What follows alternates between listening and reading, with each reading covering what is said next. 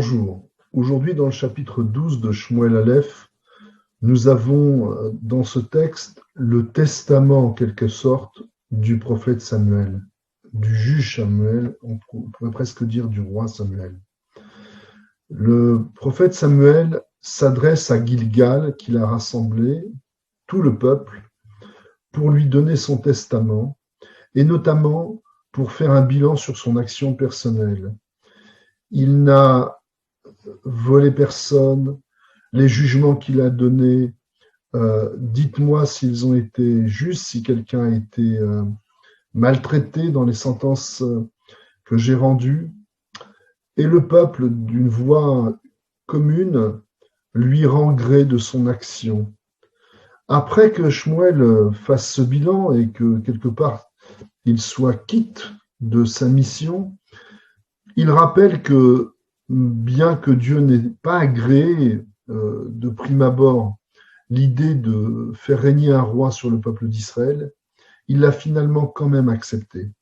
Mais cela n'affranchit pas le peuple de son comportement demain. Il ne pourra pas se décharger sur la mauvaise gestion, par exemple, par le roi des affaires du pays pour se dédouaner en quelque sorte, pour que chacun se dédouane de son action et de sa morale.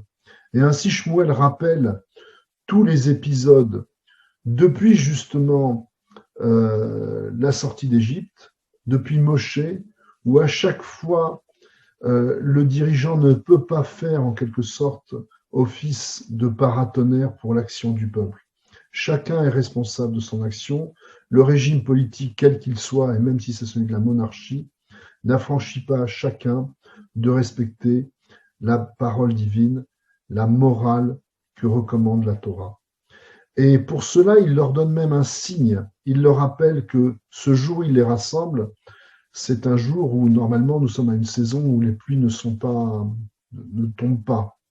Eh bien, il fait un miracle et fait tomber la pluie pour leur montrer en quelque sorte que le véritable roi sur terre auquel ils doivent rendre des comptes au quotidien, c'est le Dieu d'Israël et nul autre.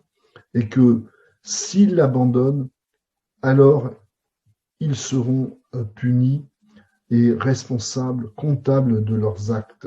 Même si, comme le rappelle le texte de ce chapitre au verset 22, Ki lo itosh Adonai et amo ba'avur shemo agadol, ki hoil Adonai la'asot etchem lo le'am.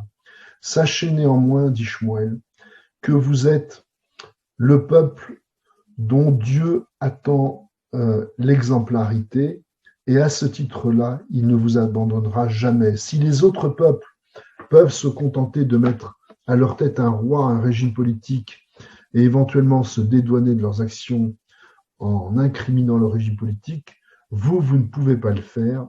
Vous êtes comptable de vos actes, et sachez qu'à ce titre-là, Dieu est votre roi et il ne vous abandonnera jamais.